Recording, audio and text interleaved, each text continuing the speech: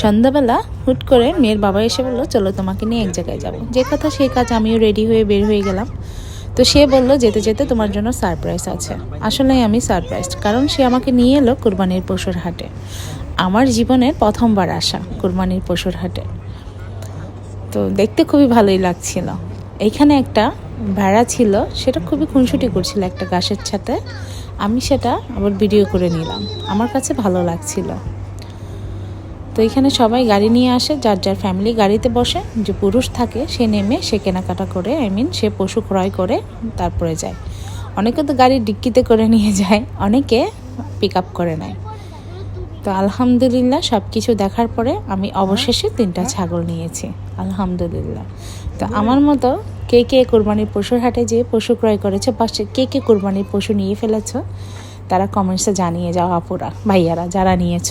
এই হলো আমার 3টা ছাগল, আলহামদুলিল্লাহ।